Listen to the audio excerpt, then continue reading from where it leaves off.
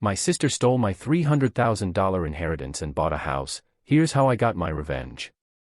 My sister forged documents to steal my inheritance and immediately bought her dream house. When I confronted her, she told me to get over it and that I never deserved Dad's money anyway. 6 months later, she lost everything. I'm David, 29, and this is the story of how my own sister destroyed our family for money, and how karma came for her harder than I ever could have imagined. Our father, Robert Chen, was a self-made millionaire who built a successful chain of automotive repair shops across 3 states. He was old school, believed in hard work, family loyalty, and that actions have consequences. My sister Emma, 32, and I were his only children after Mom died when I was 12. Dad had always been clear about his will. He'd sit us down every few years and explain his wishes.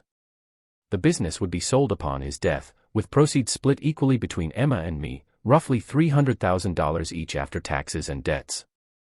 The family home would go to whoever needed it most, with the other sibling getting an equivalent cash payout. It was fair, straightforward, and he made sure we both understood. But Emma had always been the golden child. She was 3 years older, charismatic, and had Dad wrapped around her finger. She could charm her way out of anything: speeding tickets, failed college courses, even the time she crashed Dad's Mercedes while drunk. I was the quiet one, the responsible one, the one who never caused problems. Looking back, I realized that was my mistake. Dad passed suddenly last March from a heart attack. He was only 58, and none of us were prepared. The funeral was a blur of relatives, business associates, and employees whose lives Dad had touched. Emma played the grieving daughter perfectly, giving a tearful eulogy about how Dad was her hero and inspiration. 2 weeks after the funeral, Emma called and asked me to meet her at the lawyer's office for the will reading. I thought it was strange. Dad's lawyer, Mr. Peterson, hadn't contacted me directly, but grief makes you passive. I trusted my sister. The reading was wrong. According to the will Peterson read, Emma inherited the business proceeds, $600,000, and the house, valued at $450,000. I got Dad's personal effects and $50,000. Emma sat there nodding solemnly while I felt the world tilt sideways. There must be a mistake, I said, my voice barely above a whisper. Peterson, a thin man with kind eyes, looked uncomfortable. I'm sorry, David. This is the will your father signed 6 months ago. I know it's not what you expected. Emma reached over and squeezed my hand.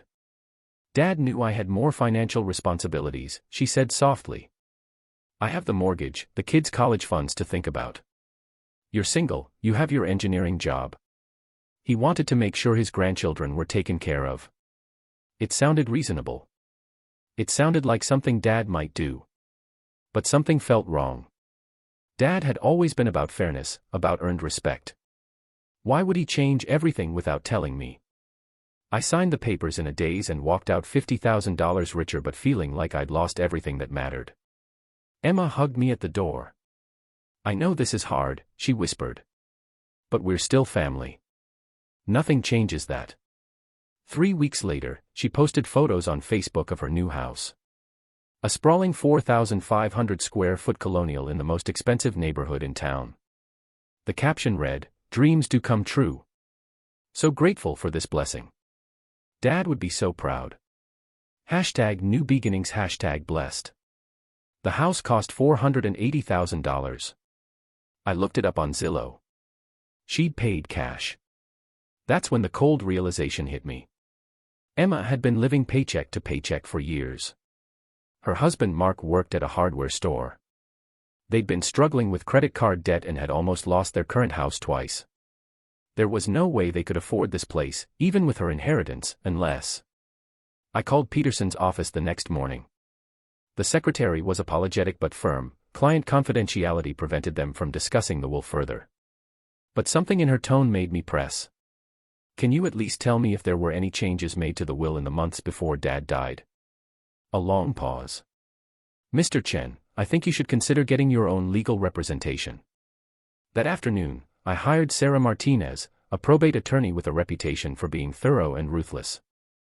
I brought her every document I had, every email, every text from Emma during Dad's final months. Your father came to see me, Sarah said after reviewing everything. About 8 months ago. He wanted to update his will to include provisions for your future children, but he never followed through. He said his daughter Emma was pressuring him to make changes, but he wasn't comfortable with her requests. What kind of changes? She wanted him to give her everything immediately while he was alive, claiming it was for tax purposes. He refused. Mr. Chen was very clear, equal split between his children, no exceptions. Sarah's investigation revealed the horrifying truth. The will Peterson had read wasn't Dad's real final will. Emma had somehow gotten access to an older draft from 3 years ago, one made before Dad had explicitly added equal distribution language. She'd forged his signature on paperwork, making that old draft his final will. But here's where Emma made her crucial mistake. Dad had actually updated his will just 2 months before he died, with a different lawyer across town. Attorney James Walsh had the real final will, one that not only split everything equally but specifically included language about forgery attempts and what would happen to anyone who tried to manipulate his estate. The real will was brutal in its clarity. If any beneficiary attempts to defraud this estate through forgery, false documents, or manipulation of the probate process, they forfeit their entire inheritance. Said inheritance shall instead go to local children's charities and the remaining honest beneficiary. Sarah filed a motion to invalidate the fraudulent will. We had handwriting experts, witnesses who remembered Dad's real intentions, and most damning of all, Emma's own text messages to Dad from months before he died, begging him to just give me my share early, and complaining that it wasn't fair that she had to wait. The evidence was overwhelming. Emma had committed felony forgery and fraud. But the story gets better. Remember that dream house she bought? She'd taken out a mortgage using the fraudulent inheritance as collateral, lying to the bank about the source of her down payment. When our case froze the estate assets, she couldn't make her payments. Emma's world started crumbling fast. The mortgage company initiated foreclosure proceedings. The IRS launched an investigation into her unreported inheritance income. And because she'd already spent most of the money on the house, cars, and vacations, she couldn't simply return what she'd stolen. The confrontation happened at the courthouse. Emma cornered me in the hallway, her face twisted with rage and desperation. "You're destroying our family over money," she screamed. "Dad would be ashamed of you." "Dad would be ashamed that his daughter forged his signature," I replied calmly.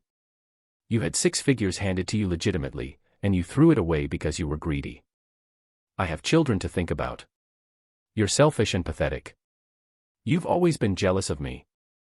Your children will remember that their mother chose money over integrity." That broke her.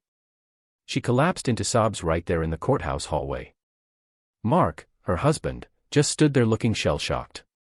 He'd found out about the forgery the same day I did, when the lawyers contacted him. Their marriage was over. The judge's ruling was swift and merciless. The fraudulent will was invalidated. Emma forfeited her entire inheritance per Dad's real will. She was ordered to pay restitution of $550,000 plus legal fees and faced potential criminal charges. But Emma didn't have $550,000. She had a foreclosed house, maxed out credit cards, and legal bills she couldn't pay. Here's where the story takes a turn that even I didn't see coming. Remember Peterson, the lawyer who read the fake will? Turns out he was in on it. Emma had paid him $25,000 to authenticate the forged documents and never contact me directly. Sarah's investigation revealed he'd been skimming from elderly clients' estates for years. Peterson was arrested. His law license was revoked. The State Bar Association seized his client files and discovered a dozen other cases of estate fraud. Emma wasn't his first victim, she was his accomplice. The criminal charges came down like hammers. Emma pled guilty to forgery, fraud, and conspiracy. She got 3 years in prison, though she'll likely serve 18 months with good behavior. Peterson got 7 years. The house was seized and sold at auction.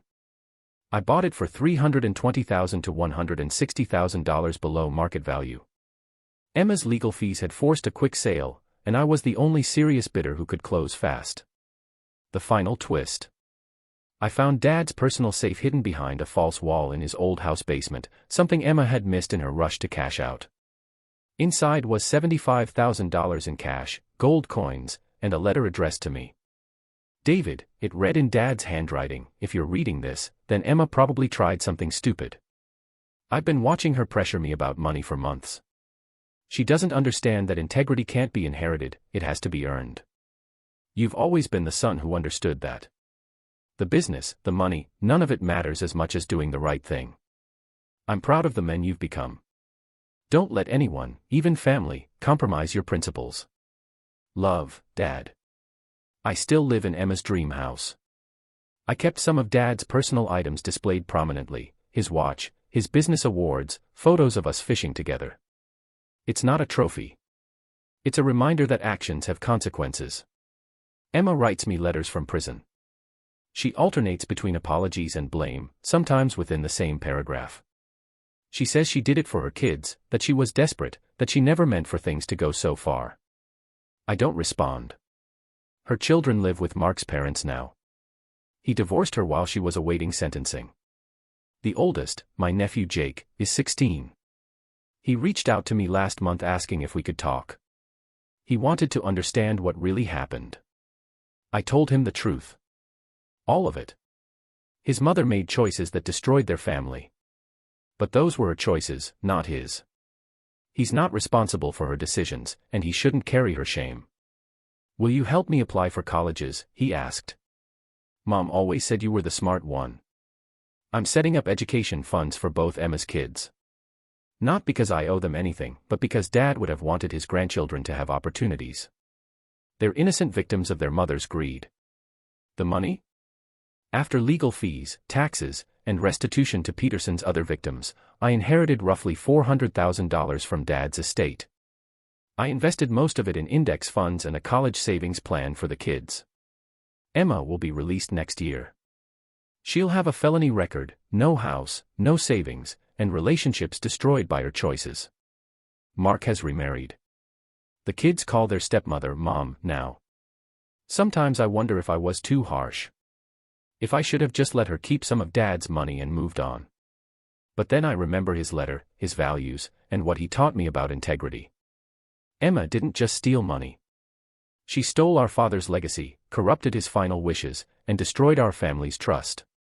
The money was never the real issue, it was about respecting the men who gave us everything.